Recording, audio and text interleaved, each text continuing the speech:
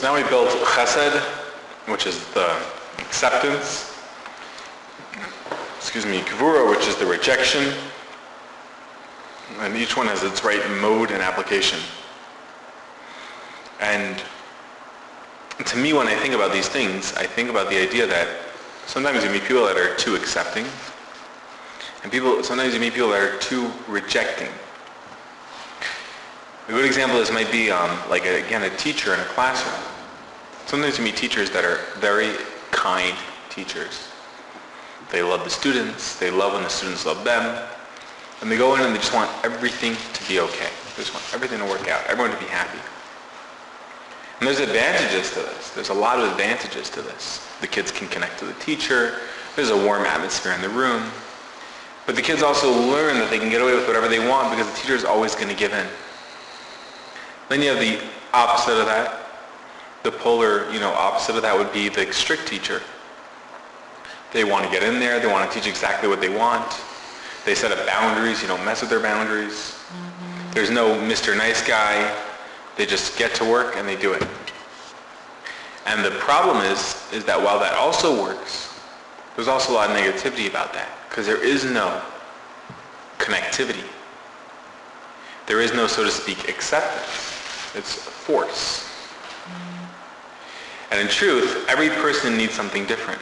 In other words, some students need that strong definition of boundaries, that strong force. They need that. When they get out of their seat, they need to be screamed at. And it's not that they want to be screamed at, but they need to be, no, that's not okay. Oh, okay, that's not okay. Sit down now. And some students can't handle that. They need the cuddly, oh, you just need to get out of your seat for a second. Okay, can you do that in 5 minutes, please? Is that okay? Oh, okay. And some kids need other forms of attention, but every kid needs their own attention. And this leads us to the third trait of these, each characteristic is a cluster of three. Like the intellectual characteristics, you have the conception, comprehension, and attachment. So here we have the acceptance, rejection, and then Tifferet, which is compassion or beauty or balance. Now, what it really is when do I use which one? Which is the right trait for which person? The coach of the basketball team, if he gets up there and says, all right, guys, you know what, just do whatever you want. He's doing the worst thing for the team possible. Because when they get slaughtered by 45 points, they don't say, hey, coach, thanks for going easy on us. They feel like idiots. They got blown out of the game. So they want someone who's going to sit there and blow their whistle at them and make them run drills and get them into shape and get them to perform. It'd be like the captain of some army squad saying, guys, we don't need to train. I just want to be your friends. And we go out there and get blown up to bits. Just know I really loved you. No, you want someone that's going to train you so you're the best possible trained soldier possible because you want to survive. On the other hand, to do that with a bunch of kindergartners may not be the best thing possible. Whipping them into shape and saying, when kindergartners are crying because someone stepped on their toe or something and saying, get in line, we got to be in line. No, you got to give the kid a hug. You got to give them some attention. And that's the Tifferet, the balance of the two. And what that speaks to me specifically is that sometimes we meet people that are too accepting. They're people pleasers. All they want to do is, everything's okay.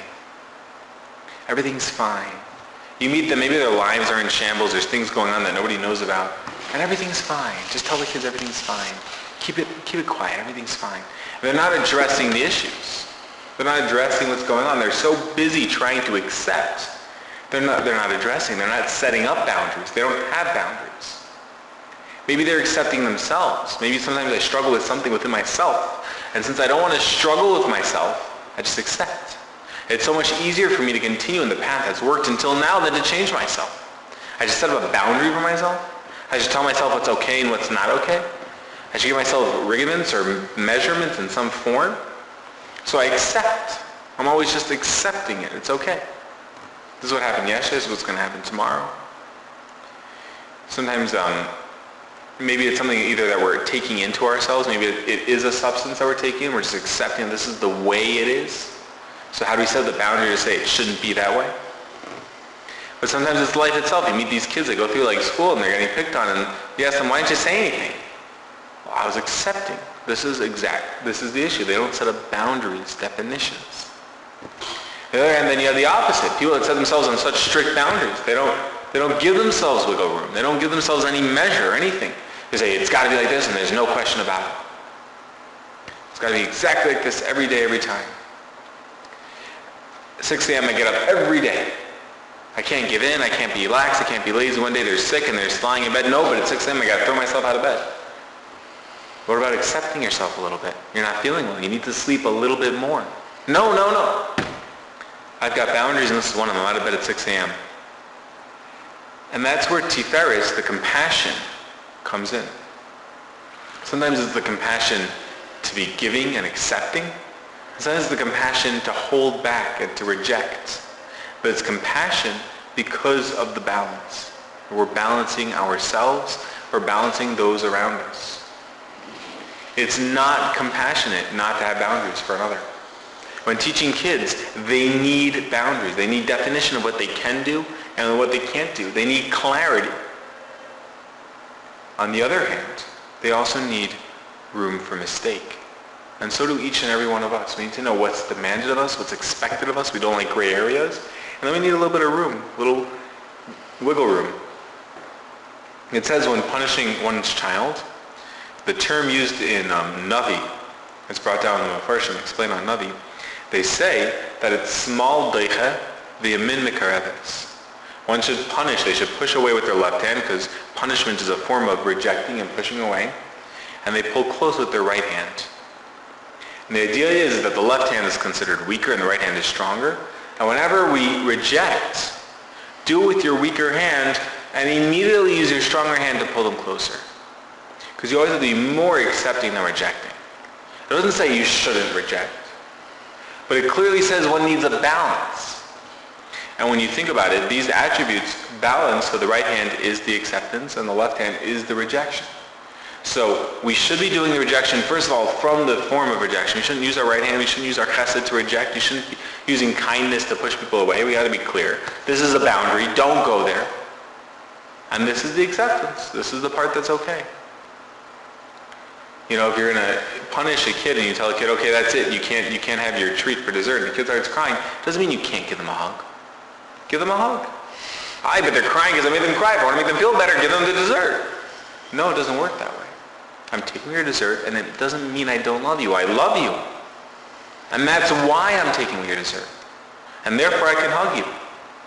Parents that get so worked up in the punishment that they're angry and they don't want to hug their child shows that they weren't doing proper rejection. They were doing hatred.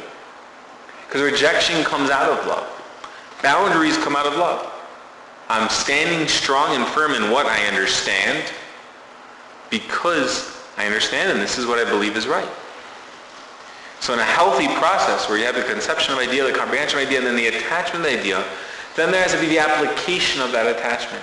Now that I've attached to that, what am I going to do? We spoke last week about the idea of how does this define, at least in the program. So you have a conception of a new idea. Let's say the concept is, so to speak, hitting rock bottom. Not really hitting rock bottom, but right after hitting rock bottom, we get this moment of clarity. We get absolute clarity. We have this new concept. Then we got to work on the concept. There's to comprehend what we understood. We clearly understood that we are not in control. We cannot control ourselves. Now we got to comprehend, well, what does that mean? Who is in control? How do I develop that relationship? And then we got to attach to it. Once we read it, we understood it, we got to make it part of who we are. But once we make it part of who we are, all we've done is attach to a nice idea. Now we got to apply that. But what does that mean? That means I need to reject certain things and accept certain things. Maybe it means I need to accept that I'm going to a certain amount of meetings a week and reject a set of boundaries of other things coming in the way of that. That's a beautiful balance. They're working together. I'm rejecting invitations to dinner parties, etc., because I'm accepting to be at meetings. I'm accepting to be here. I'm accepting to put my spiritual fitness before other things. Now, what would be another form of acceptance on that? Say that, I go to this meeting every, Thursday night, and right now happens to be a 60th wedding anniversary of my best friend for the past 30 years. I'm going to make an exception and go to the wedding anniversary party. I've accepted that in. I can balance that. And then on the other hand, I'm not going to drink at the party because I got that rejection. I got that boundary in place.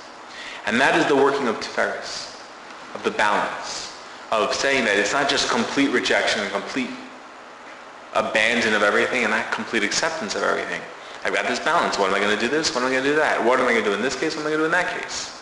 How is it going to work? How am I going to apply these emotional boundaries to work to apply my conceptual, my intellectual concept? Because my intellectual concept right now is the pursuit of God, the pursuit of a spiritual relationship.